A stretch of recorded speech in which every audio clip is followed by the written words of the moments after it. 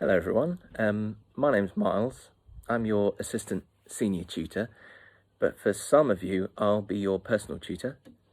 And if you're an engineer, round of applause, I'm your director of studies. So engineers, you're going to be pretty sick of me by the end of the year, so that's something to look forward to, lucky you.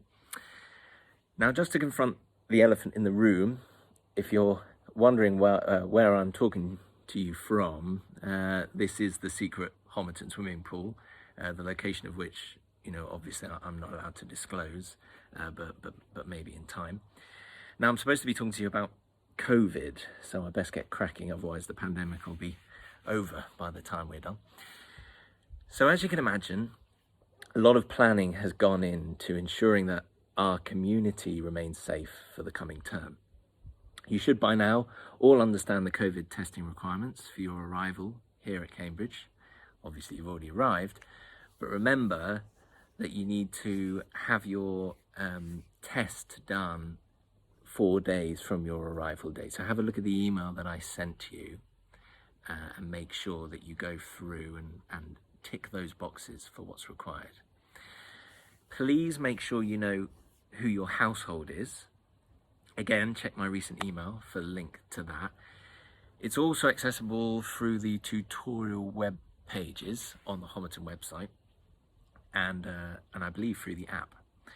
Now remember that you need to take a university PCR test as soon as possible after arriving in Cambridge. Like I said, at least within 4 days, depending on when you arrive. This can either be a pooled screening test from the asymptomatic COVID-19 screening program that's run by the university, or an individual return to Cambridge test, which are available from the Porter's Lodge. Again, check your email for the details on how to register for the university asymptomatic screening program. It's really important that we all take part so we can protect our community. It's just a simple swab that's collected and tested every Tuesday by the university. Easy, right? Certainly easier than getting into Cambridge, and you all nailed that. So I'm sure you can do a few tests for us. But we need more than just regular testing to keep Homerton open and socialising. Firstly, we need to all get vaccinated. So if you ain't vaccinated, please have a look at the university webpage, Stay Safe Cambridge Uni. Again, linked in my email. A lot going on in that email. Get yourself signed up for your vaccination. Vaccination protects you against severe disease and it protects others by reducing transmission. So, win-win. Now on to the sort of everyday and what we can do there. We really want to keep offering the in-person social events and academic activities that, really make Homerton such a great place to study. But in order to do so, we're all going to have to work together a little bit in protecting one another. So although many national UK regulations have been lifted now, all of us as a college community need to be responsible about the choices we're making to minimise the spread of the virus. Be considerate when you're making plans, and where appropriate, consult with the members of your college household. You need to always make sure that you're evaluating the risks to yourselves and to others, especially at any gathering that you're attending, including whether you or those that you're meeting have been vaccinated or are perhaps in a more vulnerable group. For example, when you discover the secret Homerton swimming pool, keep it to yourself, but most importantly, take appropriate protective measures to minimize risk. And more suitable example would probably be your supervisions that you're all going to have. Some of your supervisors are likely to be at higher risk than yourselves. And so just by keeping that in mind, in our daily lives, it means we're helping just by considering the risks that we're taking for others. So trying to minimize risk, what are the easy ways for us to reduce the risk of infection? Well, we strongly recommend that you take a lateral flow test ahead of indoor in-person events.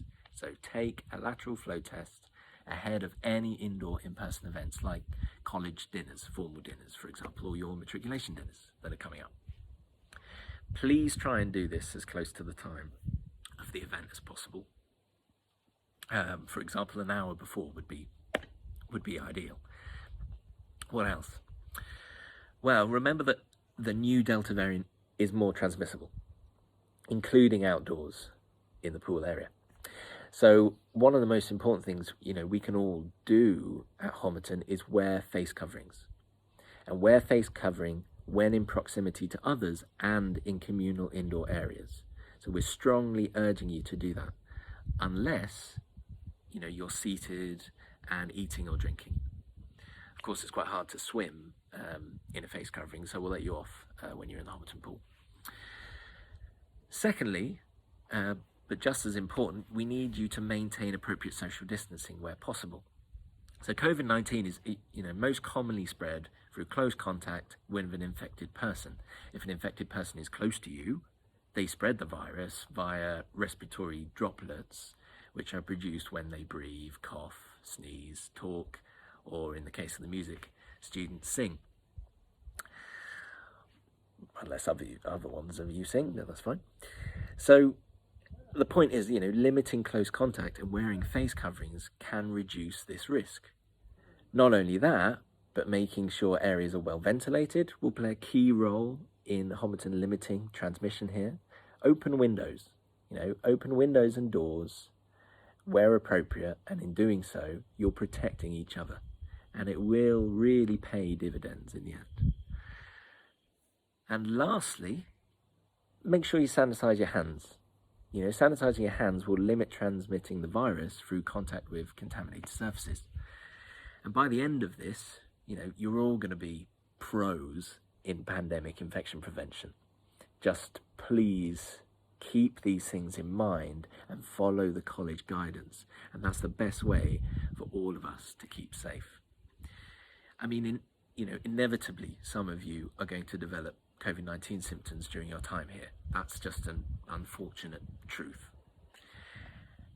And it really emphasizes that all these precautions, that may seem so little, are so important. But if you do develop symptoms while you're in residence, if you test positive, if you're informed you're a contact of a positive case, or if you're told you have to isolate for any other reasons, you must immediately return to your college room and return carefully, avoiding contact with others, and you're going to your room to self-isolate and contact the college porters immediately. They're available 24/7. They are your friends. And you can also, contact them if you want to raise any concerns or report any incidents. But for non-urgent matters, you can use the online reporting form, which I have put in the email. Again, so see my email or the college website, and read the college isolation guidance once you're in self-isolation, which is also on our website and linked in the email. And that'll give you a guide of how you can order food, for example, and what's expected. Now, I mentioned getting COVID symptoms. Well, you need to use college guidance for looking up symptoms if you're worried, as the government hasn't still updated their guidance to the main symptoms of the Delta variant. So I'll give you a little summary. If you have been double vaccinated, the most common symptoms are headache, runny nose, sneezing, a sore throat, and a loss of smell, or a loss of smell, rather. If you've not been vaccinated, the most common symptoms are headache, sore throat, runny nose, and a fever and a persistent cough. Okay? So they're the sort of symptoms that you need to be aware of. And again, this is all on the college website. If you have a high temperature, a new cough, a loss or change in your sense of smell or taste, you've got to self-isolate and book a test via the university or via the NHS, but I recommend the university. if you have a headache, sore throat, runny nose, muscle aches, new hoarseness, as in you're not becoming a horse, but you know what I mean, shortness of breath, a wheezing, you can and should book a test via the university's symptomatic screening program. Until you receive a negative result, you're expected to isolate. You know, keep yourself to yourself is the best way to deal with things when you're in that situation. Don't attend large in-person indoor events like college dinners, and make sure you discuss your symptoms with your supervisors and supervision peers if you're worried, and make sure you do that ahead of supervision. It's getting pretty dark in the Homerton swimming pool now. Well, nearly there, I think. If last sort of point is if you are or suspect you might have been in contact with someone who has COVID-19, make sure you follow all instructions from the contact tracers when you're called upon. Continue to participate in the asymptomatic screening program unless you're told otherwise. And until you receive a negative result via the asymptomatic screening program, make sure you exercise extreme caution. Discuss your situation again with your supervisors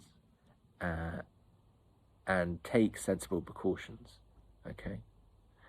Basically, the way to do it is you isolate yourself as a precaution to avoid spreading the virus.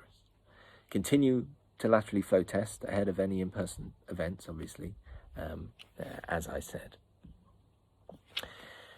Yeah, so I mean, I appreciate this is a lot to take in one go. So please, you know, have a read through the email you received a few days ago and look through the college guidance documents. If we can come together as a community, you know, support and take responsibility for one another's safety, you know, I'm absolutely sure that Homerton will continue to be the home that all Homertonians are so fond of. And I think that's it. So that being said, you know, I look forward to seeing you all soon. Sorry I can't be there in person. The Homerton pool is very demanding of my time. And, you know, congratulations on getting here into Homerton. I'm sure you're going to love this as a home, especially when you discover the swimming pool. So I'll see you there. All the best.